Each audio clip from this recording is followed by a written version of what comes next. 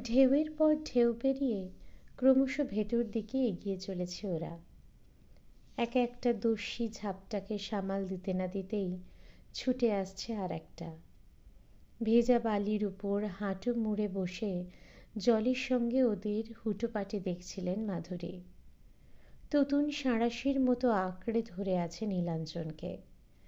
ঢেউ আসার সঙ্গে সঙ্গে নীলাঞ্জন খুব বলিষ্ঠ ভঙ্গিতে ওর কোমর ধরে লাফিয়ে উঠছে জলের মাথায়।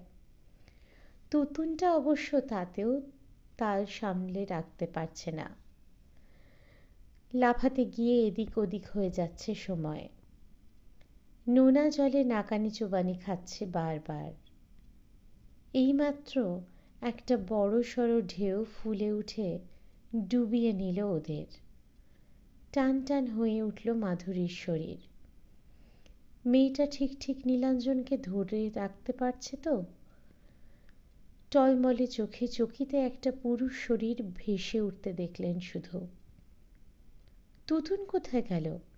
ছটফট করে উঠে দাঁড়ালেন মাধুরী। না, ওই তো তুতুন।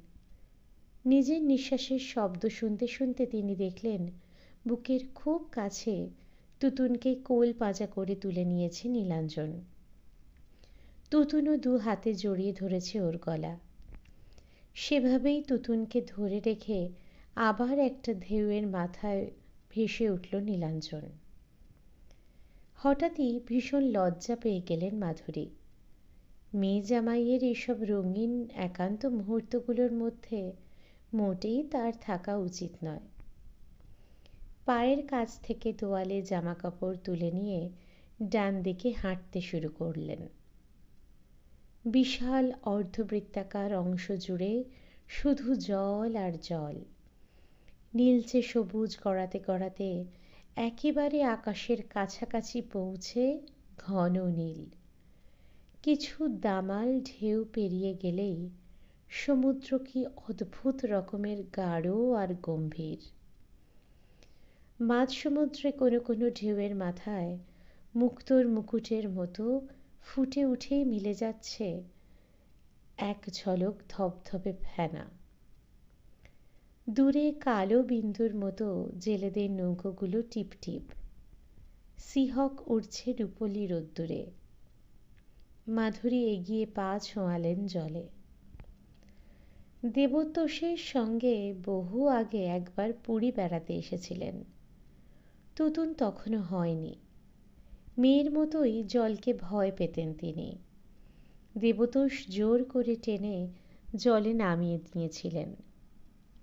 শাড়ির আঁচল আঁট করে কোমরে গোঁজা, তবু বারবার এলোমেলো হয়ে যাচ্ছিলেন। হাসতে হাসতে দেবতোষ সামলে দিচ্ছিলেন তার কাপড়। মানুষটার সবল দুহাত চেপে একটু একটু করে এগোচ্ছেন তিনি। দুরন্ত জল ঝাঁপিয়ে পড়ছে বুকে কোমরে। ঢেউ এগিয়ে এলেই দেবতোষ বলছেন, লাফাও। পায়ের তলা থেকে সরে সরে যাচ্ছে বালি। ডুবন্ত বালিতে সজোরে পা চেপে তিনি হাঁপাচ্ছেন। আর না, আর ভেতরে যাব না। চওড়া কাঁধ, ঈষৎ তামাটে রং মানুষটি হাসছেন হা হা করে। এত ভয়? আর একটু ভেতরে চলো, দেখবে কত ভালো লাগবে। প্রথম দিন স্নান করার পরই অবশ্য গা ছমছম ভাবটা কেটে গিয়েছিল। তারপর থেকে যে কদিন এখানে ছিলেন রোজ নামতেন সমুদ্রে। ঢেউয়ের দোলায় দুলে দুজনে চলে যেতেন অনেকটা ভেতরে। সকালের জলখাবার খেয়ে জলে নামতেন, উঠতেন মাথার উপর সূর্য উঠে গেলে। সুখের মুহূর্তগুলো বড় তাড়াতাড়ি হারিয়ে যায়। যে মানুষটার একটা দিনও তাকে ছাড়া চলত না, সেই চলে গেল হুট করে। কেন যে পৃথিবীতে এত মায়া প্রেম বন্ধন! মনটা হু হু করে উঠল মাধুরীর। অন্যমনস্কভাবে আরও একটু জলের দিকে এগিয়ে গেলেন। সাদা ফেনায় ভিজে যাচ্ছে শাড়ির পাড়। এদিকে লোকজন বিশেষ স্নান করে না। আরও এগোতে গিয়ে থমকে দাঁড়ালেন। সমুদ্র থেকে একটা মানুষ উঠে আসছে, ভীষণ চেনা চেনা যেন। ভুরু কুঁচকে তাকালেন। চঞ্চল ঢেউ টপকে টলমলে পায়ে এগিয়ে এলো মানুষটা। আরও কাছে আসতে চিনতে পারলেন, সুখময়। আর চোখে তাকে একবার দেখে নিয়েই সুখময় চলে যাচ্ছেন। নিজের অজান্তেই ডেকে ফেললেন মাধুরী। সুখময়ের কয়েক সেকেন্ড লাগলো চিনতে। আরে মাধুরী, তুমি এখানে? কাল এসেছি। মাধুরী লক্ষ্য করলেন তাকে দেখতে দেখতে রীতিমতো জিজ্ঞাসু হয়ে উঠছে সুখময়ের চোখ মুখ। আমি ভাবতেও পারছি না। সুখময় ঢোক গিললেন। কতদিন পর তোমার সঙ্গে দেখা হলো বলো তো?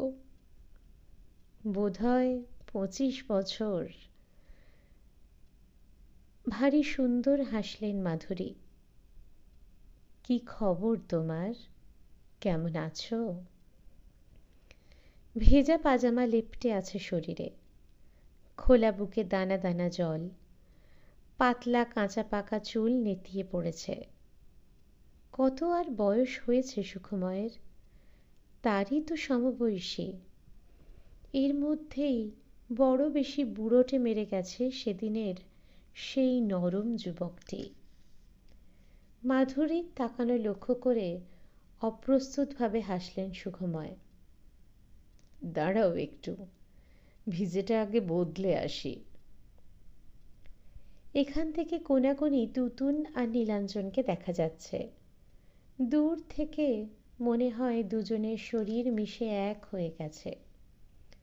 বাতাসের একটানা শোঁ শোঁ শব্দ একাকার হয়ে যাচ্ছে চরাচরে। হাওয়া থেকে আঁচল টেনে মাধুরী ভালোভাবে জড়িয়ে নিলেন গায়ে। ওই যে আমার মেয়ে জামাই, তুতুন আর নীলাঞ্জন। তোমার মেয়ে এত বড় হয়ে গেছে? হবে না, বিয়ে পাশ করার পরই তো হয়েছে। মাধুরী জোরে হেসে উঠলেন। এই তো গত শ্রাবণে ওদের বিয়ে হয়েছে। এখানে বেড়াতে আসবে। আমি বললাম তোরা যা, আমায় নিয়ে আবার টানাটানি কেন? জামাই কিছুতেই শুনল না, জোর করে ধরে নিয়ে এলো। তোমার ওই একটি মেয়ে? হুম। মাধুরী অন্যমনস্ক। দেবতোষ বছর 5 হলো আচমকা স্ট্রোকে মারা গেছে। সুখময় সমুদ্রের নীলে চোখ রেখে দাঁড়িয়ে রইলেন চুপচাপ। মাধুরীরও অল্প সময় লাগলো নিজেকে সামলে নিতে। এবার তোমার খবর বলো, একা এসেছ? না, স্ত্রীর শরীর খারাপ, চেঞ্জে নিয়ে এসেছি। স্বর্গদ্বারের দিকে বাড়ি ভাড়া করে আছি, দিন 15 হলো। হাত থেকে জামা কাপড়ের ব্যাগটা বালিতে পড়ে গেল। নিচু হয়ে তুলতে কিছু সময় নিলেন মাধুরী। ছেলে মেয়েদের আনোনি? মেয়ে নেই, 2 ছেলে আমার। কলকাতায় বৌদির কাছে আছে। ও, তুমি এখন থাকো কোথায়? যেখানে আগে থাকতাম তারই কাছাকাছি। ম্লান হাসলেন মাধুরী। মেয়ে একটু বড় হবার পর একটা স্কুলে টিচারি পেয়েছিলাম, এখনো করছি। আমার বাপের বাড়ির কাছাকাছি দেবতোষ একটা ছোট্ট বাড়ি বানিয়েছিল আমার নামে। তুতুনের বিয়ে হয়ে যাবার পর একা একাই থাকি। বাপের বাড়ির সবাই অবশ্য দুবেলা খোঁজখবর নেয়। চলে যাচ্ছে বেশ। সমুদ্রের ভেজা নিঃশ্বাসে ওদের চোখে মুখে নোনতা বাষ্প জমছে। মাধুরী লক্ষ্য করলেন বেশ বিষণ্ণ হয়ে পড়েছে সুখময়ের মুখ। তিনি কি বেশি আবেগপ্রবণ হয়ে পড়ছেন? বুক বেয়ে এত বেশি দীর্ঘশ্বাস উঠে আসছে কেন? কোনো মানে হয় না। নিজেকে সহজ করে নেওয়ার চেষ্টা করলেন। চলো, ওরা বোধহয় আরও কিছুক্ষণ জলে থাকবে, তোমার স্ত্রীর সঙ্গে আলাপ করে আসি।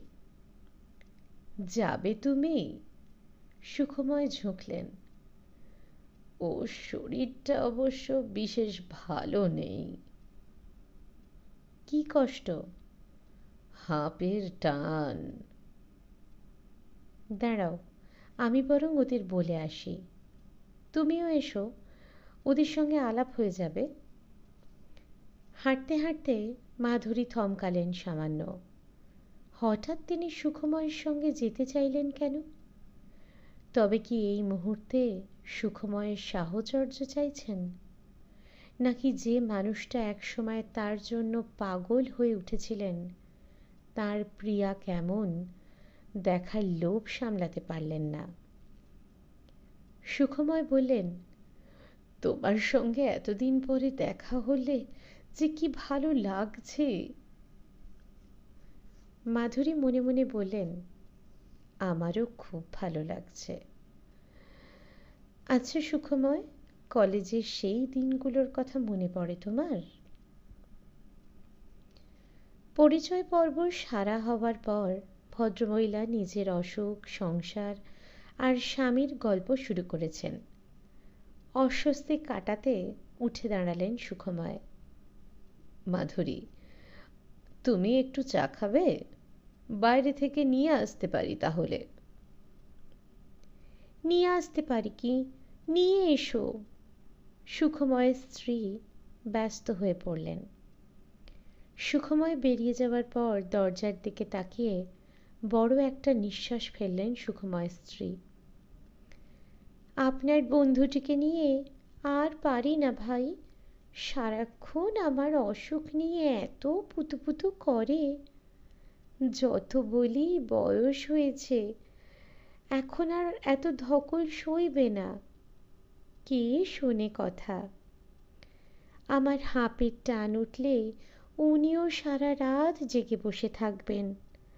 আমায় ফেলে কোথাও একা যেতে চান না। আমি দুদিন জোর করে সমুদ্রে পাঠাচ্ছি।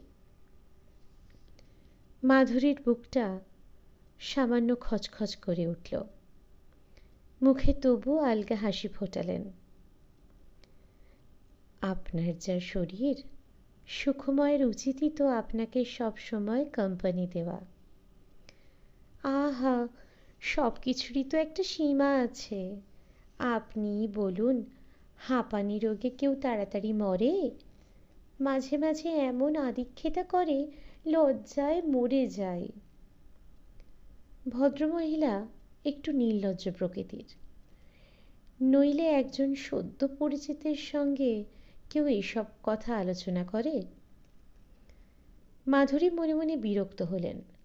ভদ্রমহিলা তাকে বেশি বেশি করে শোনাতে চাইছেন না তো? মাধুরীর চেয়ে বয়সে ছোট, তবুও তো বয়স কম হয়নি। চা খেয়ে আর বসলেন না। সুখময় তাকে হোটেল অবধি পৌঁছে দিয়ে চলে যাওয়ার পর তুতুন খিলখিল করে হেসে উঠল।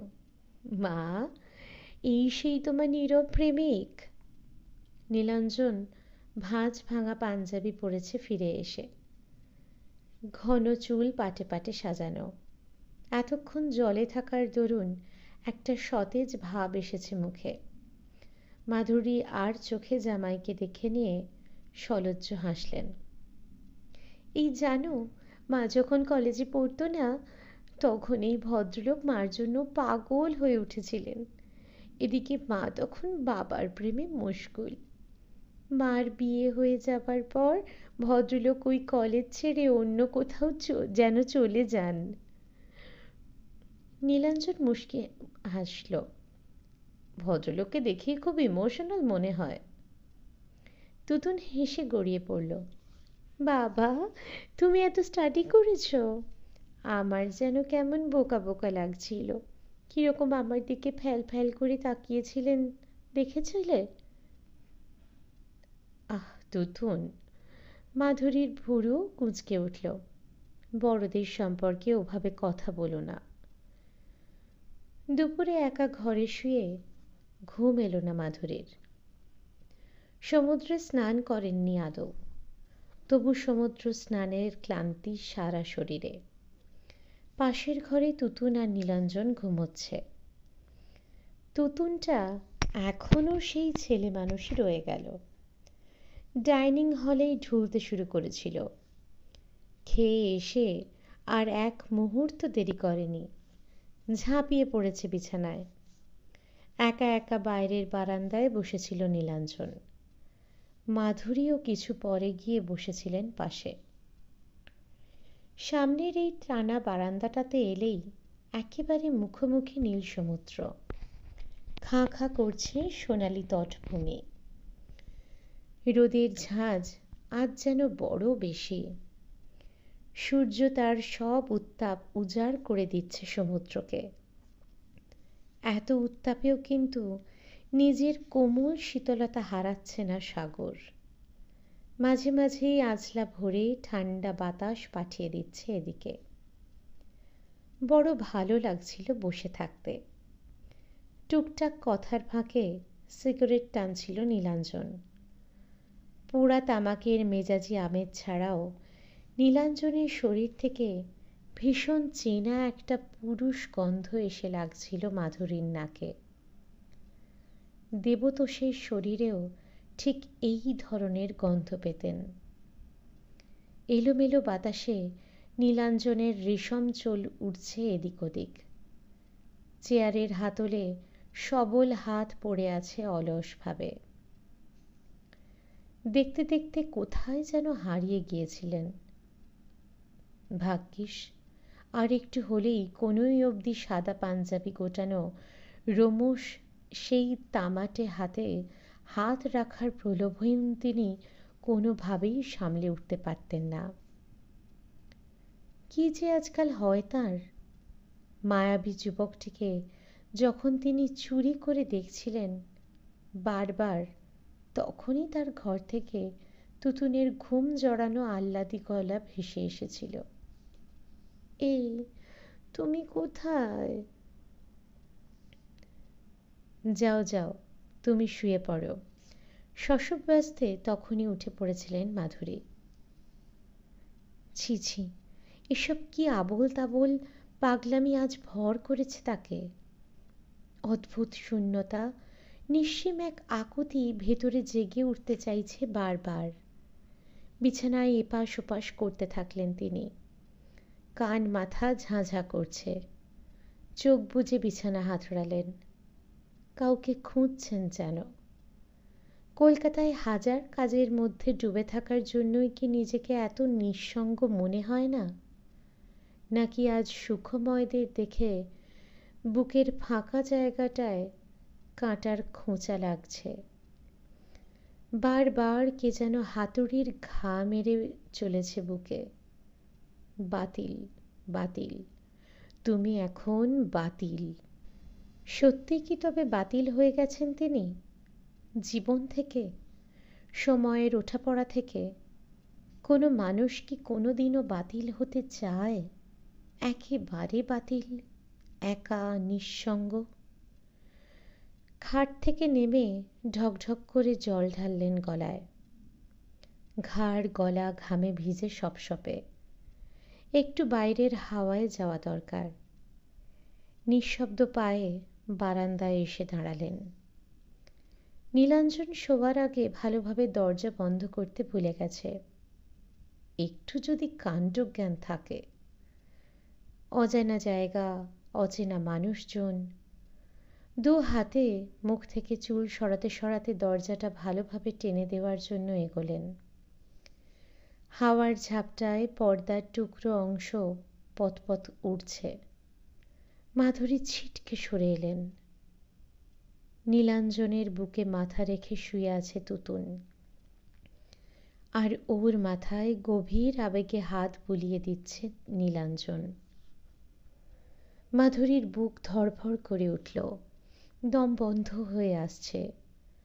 দেবতোষও ঠিক ওইভাবে বিলি কেটে দিতেন চুলে। পৃথিবীর সবচেয়ে আপনজনের বুকে শুয়ে নিজেকে যে কি সুখী মনে হয়, কি পরিপূর্ণ! দেবতোষের সঙ্গে সুখময়ের মুখটাও বারবার ভেসে উঠছে কেন চোখের সামনে? তার সঙ্গে আর একটা মুখও এসে যাচ্ছে পাশাপাশি, ছোটখাটো চেহারার ফ্যাকাশে রুগ্ন এক মহিলার মুখ। সুখময়েরও হয়তো আর সেই আগের মতো দুর্বলতা নেই। সংসার আর সময়ের পলিতে চাপা পড়ে গেছে সব। কিন্তু সত্যিকারের ভালোবাসা কি কোনোদিন ফুরিয়ে যায়? আবোল তাবোল ভাবতে ভাবতে তন্দ্রা এসে গিয়েছিল। তুতুন আচমকা গলা জড়িয়ে ধরায় জেগে উঠলেন। মাগো, তুমি রাগ করেছ? মাধুরী চোখ বুজে হাসলেন। কেন রে? দেখো না, ও তখন থেকে আমায় বকছে, বলছে বড়দের সম্পর্কে ওভাবে কথা বলে কেউ। ঠিকই তো বলেছে। মাধুরী মেয়ের কপালে হাত রাখলেন। বারে, আমি তো অন্য কাউকে বলতে চাইনি, তোমাকেই বলেছি। মাধুরী মেয়েকে বুকের কাছে টেনে নিলেন। আহ, এই তো শান্তি। মা, তুতুন কান্না ভেজা গলায় ডাকল। বাবাও আজ আমাদের সঙ্গে থাকলে ভালো হতো না? মাধুরীর বুক নিংড়ে ভারী নিঃশ্বাস গড়িয়ে এলো। তুতুনের চোখের কোণে চিকচিক করছে জল। মা, তোমার খুব একা লাগে না? দূর পাগলি, শুধু শুধু মন খারাপ করছিস কেন? মাধুরী ওর চোখের জল মুছিয়ে দিলেন। দরজায় উকি দিল নীলাঞ্জন। বেশ একা একা মায়ের আদর খাওয়া হচ্ছে। তোমার হিংসে হচ্ছে নাকি? তুতুন খড়খড়িয়ে উঠল। তা তো একটু হচ্ছেই। নীলাঞ্জনের চোখে দুষ্টু হাসি। এসে যাও তাহলে, আমার মাও তো কিপটে নয়, তোমাকেও ভালোবাসবে। মাধুরী তাড়াতাড়ি উঠে হাঁটুর কাপড় নামালেন। তোরা দুটোতে রাত দিন যে কি খুনসুটি করিস! দেখুন না মা, আপনার মেয়ে। দেখো না মা, তোমার জামাই। মাধুরী দিদিমণিদের মতো দু হাতে কান চাপা দিলেন। হয়েছে হয়েছে, যাও এবার দুজনে চা টা খেয়ে একটু বেরিয়ে এসো। আপনি যাবেন না? আমার বড্ড মাথা ধরেছে নীলাঞ্জন, সকালে রোদ লেগে গেছে, একটু বিশ্রাম নিতে চাই। তুতুন নীলাঞ্জন দুজনেই ব্যস্ত হলো। খুব শরীর খারাপ লাগছে? মাধুরীর হাসি ভিজে গেল মমতায়। ব্যস্ত হওয়ার মতো কিছু নয়, তোমরা যাও, বেরিয়ে এসো। তুতুন, তোর গাঢ় নীল পিওর সিল্কটা পরে বেরো সাজ। ওরা বেরিয়ে যাওয়ার পর একা বারান্দায় এসে বসলেন মাধুরী। মাথাটা এখন বেশ হালকা লাগছে। অনেকক্ষণ একভাবে বসে রইলেন। সময়ের মনে সময় সরে গেল। একটু একটু করে বহুরূপীর মতো রং পাল্টালো সমুদ্র। পূর্ণিমার চাঁদ সোনার চাঁদোয়া বিছিয়ে দিল গাঢ় নীল জলের বুকে। হীরের কুচির মতো দূরে চিকচিক করছে সাদা ফেনা। সমুদ্র তার সব তাপ, গভীরতা আর ঔদার্য বাষ্প করে পাঠিয়ে দিচ্ছে বুঝি। শরীর মন জুড়িয়ে গেল। কি প্রশান্তি! রেলিং ধরে ঝুঁকে দাঁড়ালেন। সমুদ্র তাকে যেন নতুন করে জীবনের মানে বুঝিয়ে দিল। কিছুই হারায় না, বাতিল হয়ে যায় না। মিছেই তিনি সারাটা দুপুর ছটফট করে মরলেন। ভালোবাসা, সুখ, তৃপ্তি সবই ফিরে আসে নতুনভাবে। কখনো তা উদ্দাম উচ্ছল, আবার কখনো গাঢ় গভীর তন্ময়তায় আচ্ছন্ন। ঠিক এই বিশাল জলরাশির মতো। খাওয়া দাওয়ার পর রাতে যখন মাধুরী আবার বারান্দায়, তুতুন নীলাঞ্জন এসে বসল পাশে। আপনাকে কিন্তু কাল সমুদ্রে নামতেই হবে। নীলাঞ্জন শিশুর চপলতায় হাসল। না বাবা, আমার বড় ভয় করে। ভয় কি? আমি আপনাকে নিয়ে যাব। হঠাৎ মাধুরী অবিকল দেবীর ভঙ্গিতে হেসে উঠলেন। আর আমাকে ও কথা বলো না নীলাঞ্জন। দুরন্ত ঢেউয়ের পাগলামিতে সত্যি আমার বড় ভয়। থাক ওসব কথা। তোমরা আজ কোথায় বেড়ালে বলো? অনেক দূর অবধি আজ হেঁটে হেঁটে চলে গেছিলাম সমুদ্র ধরে। উচ্ছ্বসিত হয়ে বিকেলের গল্প বলে চলে তুতুন। ও মা, তোমাকে তো বলাই হয়নি, তোমার সেই ভদ্রলোকের সঙ্গে দেখা হয়েছিল। সঙ্গে স্ত্রীও ছিলেন। ইস, কি রোগা ফ্যাকাশে চেহারা। কথা বলতে বলতে তুতুন সকালের মতোই ভেঙে পড়ল হাসিতে। না মা, এখন আর তোমার জন্য তেমন প্রেম নেই। স্ত্রীর পিঠে হাত রেখে দারুণ রোম্যান্টিকভাবে হাঁটছিলেন। নীলাঞ্জন দুপা ছড়িয়ে দিয়েছে রেলিংয়ের উপর। কাল সকালেই এখানে আসবেন বলেছেন। আমাদের সঙ্গে সমুদ্রে নামবেন। উনিই তো বললেন আপনাকেও জলে নামানোর কথা।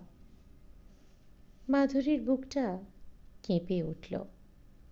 তুতুন আচমকা গলা জড়িয়ে ধরল তার। ও মা, না বলো না। সবাই মিলে বেশ অনেকটা ভেতরে চলে যাব। তোমার কিছু ভয় নেই মা, ও তোমাকে ঠিক ধরে থাকবে। ও যদি আমাকে ধরে তবে তোকে কে সামলাবে রে পাগলি? মাধুরী হেসে ফেললেন। তুতুন আবার হেসে গড়িয়ে পড়ল। কেন, ওই ভদ্রলোকও তো থাকবেন। উনি আমার মধ্যে সেই আগের তোমাকে খুঁজে পেয়েছেন বোধ হয়। বিকেলেও আমার দিক থেকে চোখ ফেরাতে পারছিলেন না। আমাকে উনিই ঠিক সামলে ভেতরে নিয়ে যেতে পারবেন। তুতুন বড় ফাজিল হয়ে উঠেছে। মাধুরী লক্ষ্য করলেন বউকে থামানোর জন্য নীলাঞ্জন বারবার চোখ পাকাচ্ছে। সামাল দিলেন তাড়াতাড়ি। কত ভেতরে যেতে পারবি তোরা? নীলাঞ্জন, তুমি কতটা নিয়ে যেতে পারো? সত্যি সত্যি নামবেন আপনি? নীলাঞ্জনের চোখ মুখ ঝলমল করে উঠল। গাঢ় সমুদ্রের দিকে তাকিয়ে বড় রহস্যময় হাসি হাসলেন মাধুরী। যারা সমুদ্রের তীরে স্নান করে তারা কখনোই ততটা গভীরে যায় না নীলাঞ্জন। তোমাদের দুজনকেই আজ একটা কথা বলি শোনো। সমুদ্রের যত উচ্ছ্বাস তীরের কাছেই। ভেতরে যাও, দেখবে কি গভীর আর শান্ত হয়ে থাকে সমুদ্র। অথচ জল কিন্তু একই। যেখানে ওই আকাশ এসে মিশেছে সাগরে, সেখানে কি অদ্ভুত প্রশান্তি। তুতুন নীলাঞ্জন কেউই মাধুরীর এই আচমকা আবেগের মানে খুঁজে পাচ্ছে না। পরস্পর মুখ চাওয়াচাওয়ি করছে। মাধুরী গভীর চোখে বললেন, তোমাদের নিশ্চয়ই ঘুম পাচ্ছে, যাও শুয়ে পড়ো। পরদিন খুব ভোরে সূর্য যখন সমুদ্র থেকে উঠে আসেনি, গাঢ় কুয়াশায় ঢেকে আছে আকাশ, সমুদ্র, বিশ্ব চরাচর, তখন মাধুরী উঠে পড়লেন বিছানা ছেড়ে। আরও কিছু পরে তুতুন নীলাঞ্জন তাকে ঘরে না পেয়ে খুঁজতে বেরোল। অনেক দূর থেকে একসময় তারা দেখতে পেল সিলিউটের মতো ছায়া ছায়া মাধুরীকে। আপন মনে ভেজা বালি থেকে একটার পর একটা ঝিনুক তুলতে তুলতে মাঝে মাঝেই চলে যাচ্ছেন জলের খুব কাছাকাছি। ওরা তাকে ডাকতে গিয়েও ডাকল না। আকাশের গায়ে সূর্যটা তখন আবার নতুন করে আলো ছড়াতে শুরু করেছে।